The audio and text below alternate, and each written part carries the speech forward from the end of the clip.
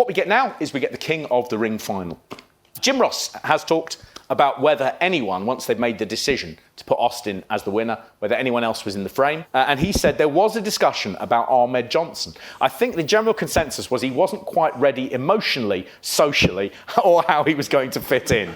Austin was the logical choice. He may have been the logical choice all along, quite frankly. He is going up against the 41-year-old Jake Roberts. He's 41. And what you get here is you get two proper legends. They're both exceptional on the mic. They're both legitimate superstars. And they would both become household names. What it isn't is a good match. This is not very good at all. In one of those weird wrestling booking things, the one who is supposed to be injured, Jake Roberts, isn't actually injured. And the one who isn't supposed to be injured, who is Steve Austin, is injured. He's just come back from the hospital with a load of stitches in his lip. This match is just a squash, really. Jake can never quite get it together. They want the redemption story to come to fruition. It never does because Austin keeps cutting him off. Gorilla Monsoon comes in at one point and says, stop the match. And Jake says, no, I can go on. And he fights for what must be another 50 seconds before Austin hits the stunner and he wins. Austin gets straight onto the turnbuckle. He mouths the words, fuck him, at Jake as well. Just standing up there and being aggressive and like looking annoyed and flicking his head. He seems a million miles away from the Godwins. You know, he seems a million miles away from Mark Merrow. And from that moment, what he does is he goes up to the podium. He goes to do a quick chat with Doc Hendricks, and he basically changes the fortunes of everyone in professional wrestling in under 2 minutes. How did it happen? So it was an improvised speech. Michael Hayes said that Austin had come back from the hospital in a cab and Hayes was waiting for him. Austin had said, what did Jake say in his promo about me, just so I know? And Hayes had said it was a kind of religious promo. He mentioned John's 3:16. And Austin said, okay, I've got it. And that was all the two of them discussed. The reason, as well, that he used it, he said back in the day, in the old football days, they always had the John 3:16 posters behind the field goal attempt. And I thought, I've got one for Jake's ass. So it's something that's better known in America than it is over here. And he mentions seeing John 3:16 at football games because it became famous because of this man. This is a guy called Roland Stewart. And in the late 70s and early 80s, Roland Stewart began attending various events. He was a stoner. He basically got nothing to do. He dropped out and he wanted to be an actor. So he thought, if I start appearing in a rainbow wig... That was his move. Leading man. Hello. He thought, if I start appearing at sporting events, they'll stop putting me on camera when it's boring, and then I'll become famous. And he did this for 3 years. He was known as the Rainbow Man. And he used to just sort of wear a fur sort of caveman outfit and wave at the cameras. And he'd been doing this for 3 years with no great plans. And he went home to a motel. He switched on the television and he saw a program called Today in Bible Prophecy.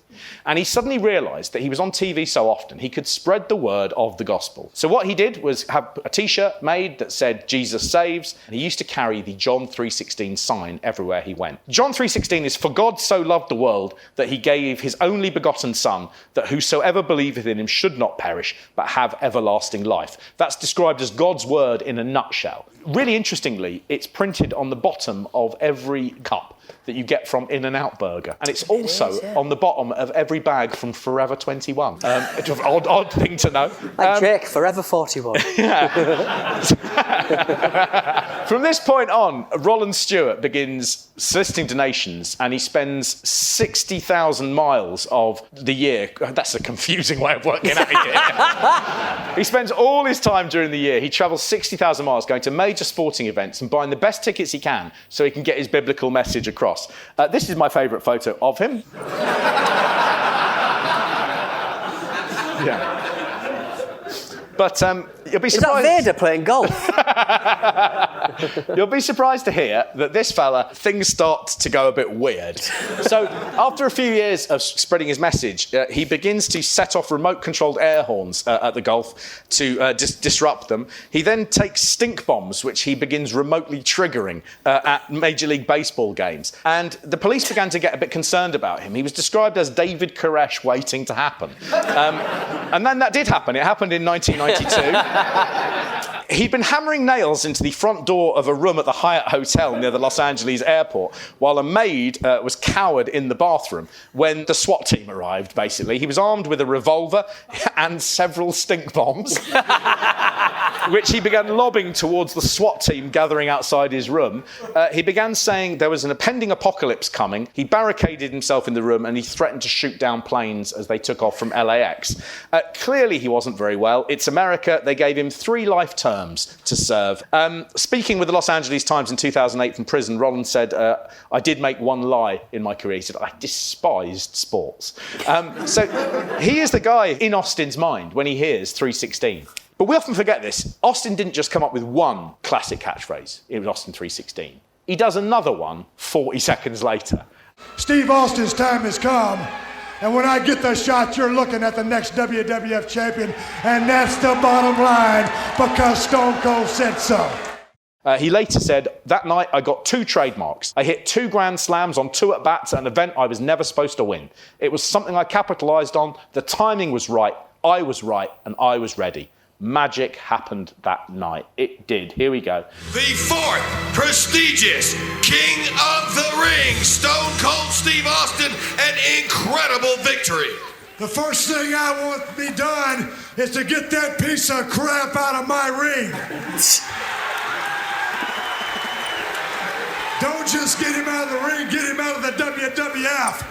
Because I've proved, son, without a shadow of a doubt, you ain't got what it takes anymore. You sit there and you thump your Bible and you say your prayers, and it didn't get you anywhere. Talk about your Psalms, talk about John 3:16. Austin 3:16 says, I just whipped your ass. Come on, that's not necessary. All he's got to do is go buy a cheap bottle of Thunderbird and try to dig back some of that courage he had in his prime. 41. And so, I'm serving notice to every one of the WWF superstars. I don't give a damn what they are. They're all on the list, and that's Stone Cold's list, and I'm fixing to start running through all of them. All right, Stone Cold Steve Austin. And his remarks? 1996 WWF King of the Ring. As far as this championship match is considered, son, I don't give a damn if it's Davey Boy Smith or Shawn Michaels. Steve Austin's time has come. And when I get the shot, you're looking at the next WWF champion. And that's the bottom line, because Stone Cold said so. The 4th prestigious King of the Ring, Stone Cold Steve Austin. You know, how good is it as a promo? The answer is, I mean, it's so good. It's so good. Yes, he fucks up the first couple of words and no one ever talks about it. Let me turn it. You know, let me turn it. Doesn't look good on a t-shirt. I want to kiss that big Oscar. Confusing. He looks down the camera lens. He looks angry and he's intense and he looks like he doesn't want to have to be doing this. And that is already exciting. He doesn't have any interest in their stupid crown and cape and throne. Everyone else would have gone over and put the crown on, and he would have done that, and he would have gone, because that's the button. You've gone, well, you've just fucked everything. This isn't working. It's not like Mabel, who sat there and just went, I love this crown and throne, you know? Austin is already telling us he's above the cartoon stuff. He's saying, I'm real. He's not a cartoon character like everybody else. He is a badass, and he is here to get badder and more assy. He wants Jake taken out. Nobody at that time would win a match and then trash talk their opponent and start saying, go on, get him out. And then he hits the greatest improvised line, I mean, possibly in history. Talk about your Psalms, talk about John 3:16. Austin 3:16 says, I just whipped your ass. He is Stone Cold. Come on, that's not necessary. All he's got. The way Haynes reacts, like electric. Like, I don't understand why there aren't a million of these t-shirts to say, come on, that's not necessary. Sorry, giving you a job for 20 years, that's not necessary. Selling 14 billion t-shirts, not necessary. And no one has ever been more wrong in the moment than Michael Hayes. As he goes off, Michael Hayes just goes, anything but humble. And you're like, well, again, making $1 billion for 104 seconds work, I think it's all right to be a little bit arrogant about that, you know. Jake Roberts has talked about it as well. He said, I was glad I was able to be part of wrestling history, even if it meant I had to be the first one to get a can of whoop-ass opened up on me. The Austin 316 thing, everyone was like, that must have really upset you. He said, are you kidding me? You know how many people opened the Bible just to check that out who'd never even opened a Bible before? I'm going to say 0, Jake. So even though he's a heel, I mean, Austin's legacy, really, it boils down to this. He sold more T-shirts and merchandise than any other performer in wrestling history, and it doesn't even come close. At one point, he sold 12 million of these T-shirts in a single year. The Austin 316 T-shirt is one of the top best-selling T-shirts in America of all time. The only shirt that is known to have sold more than this shirt is the I Heart New York shirt. It's outstripped Che Guevara shirts and yellow smiley face shirts as well. It's never ever dropped out of the top 10 biggest merchandise sellers in their T-shirt range at any year since it's happened. Even though he's been retired for 20 years, it's been there every single year. Only person really who didn't see what was happening was the whole of the WWF. So Austin did not become a sensation after doing that promo. Here is the video cover for the King of the Ring 96, which came out about 6 months after the show itself. Early days of Photoshop there. Austin isn't even mentioned. He isn't pictured. There are 6 people there, 8, 10 people, not one of them being Stone Cold Steve Austin. The reason being, Vince McMahon was not convinced by it. He had said that people were cheering, but they weren't supposed to cheer because Austin was supposed to be a heel. So Austin approached Vince as the months went on, and he said, what is going on? Every time I say something, you take it back to the shop and then you chop all my stuff out. And Vince had told him, your stuff is making the people laugh in the studio, and we're concerned because as a heel, we want the fans to not like you. Jim Ross said it was a huge issue. He said, you've got a guy cutting promos that are getting pops all over the place, and they're over, and they're funny, and they're entertaining, and they're timely. But damn it, we want him to be a heel. You could see this staring in the face and you go, we still know better than anyone else. Austin wasn't even on the next couple of pay-per-views. He had an opening dark match with Yokozuna at SummerSlam.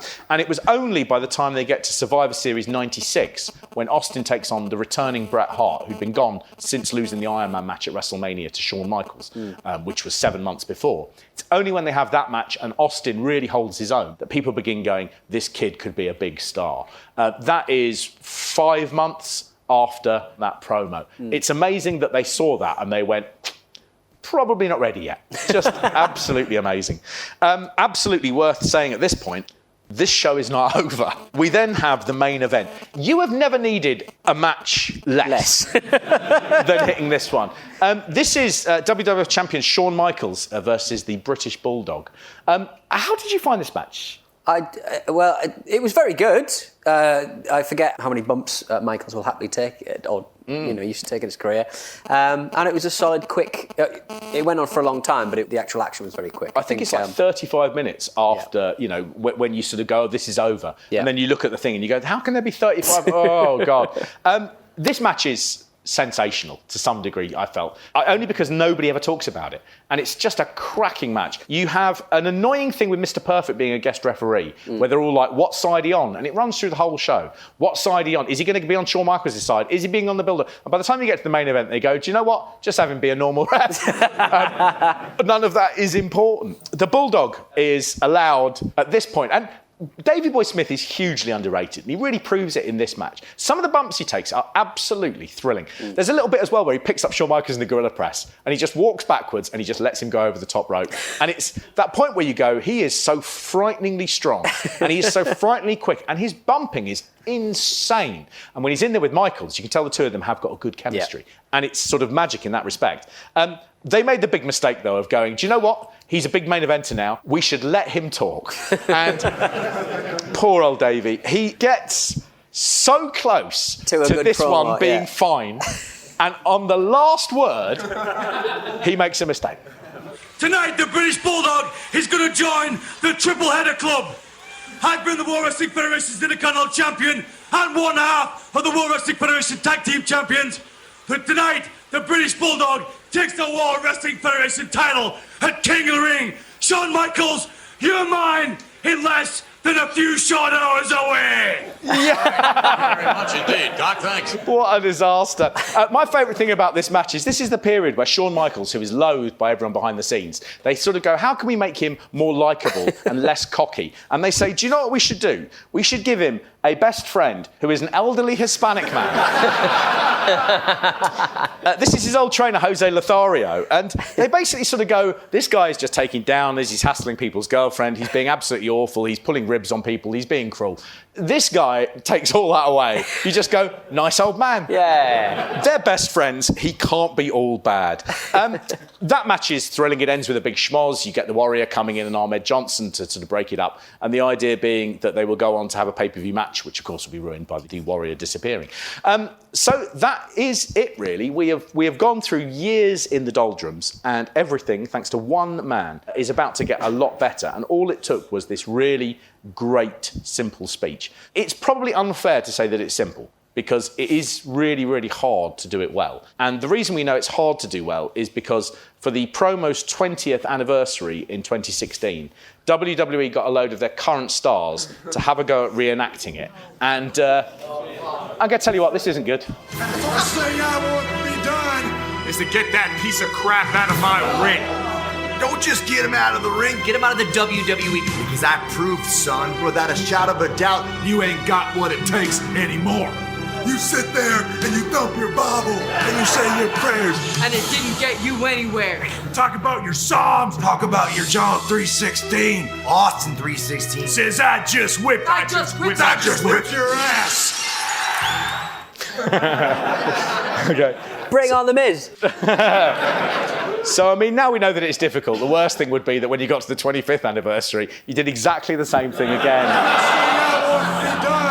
The first thing I want to be done. First thing I want to be done. To get that piece of crap out of my ring.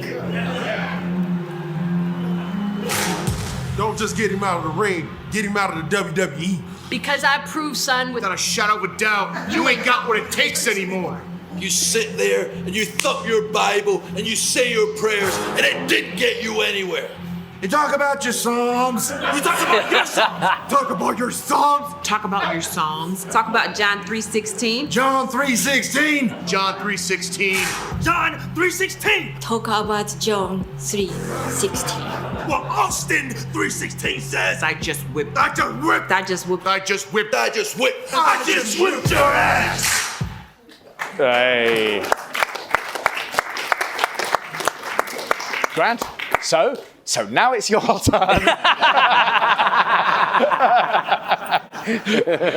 Okay, so that is King of the Ring 1996. Look, we really appreciate you coming, guys. Thank you. I had to take these off because they're Sarah's shoes and they're 2 sizes too small. Don't give away that these are homemade costumes. 3 old ladies had to die so that I could take Wrestle me, everyone! Don't look at his balls. They're disgusting. They are really, really visible. I would like to just, at this strange time, with a tribute to the Queen. Now, I know this doesn't sound like something that we'd normally do, but I just want to read you a little bit from the biography, Lilibet, An Intimate Portrait of Elizabeth II by Carolee Erickson. She was talking about what the mysterious Queen used to do in her spare time. Often alone and enjoying her solitude, she cultivated her favourite pastimes, watching wrestling matches on television, reading mysteries, and studying thoroughbred pedigrees. Now, this sounds like it's absolute bullshit. But, surprisingly, it isn't. The Queen's fascination with wrestling has been mentioned by The Telegraph. It's also been mentioned in her obituary in the Jewish Chronicle. They put that in. Mark's Jewish, can you see? And Pete's a Queen. This is Richard Crossman, Diaries of a Cabinet Minister, from the 12th of July, 1968. At midday, I had to shoot off to Buckingham Palace for the first of our new-style Privy Councils. The Queen had agreed that after the formalities, we should withdraw to the Carnarvon room next door and have drinks with her. The Queen was in tremendous form. After the council, when the drinks were circulating, she began to describe to me a television programme she'd seen yesterday of a wrestling match at which Prince Philip had been present. An all-in wrestler had been thrown out over the ropes, landed on his feet, and after writhing in agony had suddenly shot back into the ring, seized his opponent and forced him to resign. She said what tremendous fun that kind of all-in wrestling was. "Do you want a royal charter for them?" I asked, and she said no. Not yet. It was interesting to hear what a vivid description she gave of the whole scene, writhing herself, twisting and turning, completely relaxed. It was quite an eye-opener to see how much she enjoyed it. So, in an odd way, we are going to pay tribute to the Queen as the world's most famous WrestleMania. Which, if they put that on the tombstone, it will be great. And thanks so much for coming. We really do appreciate it. You know?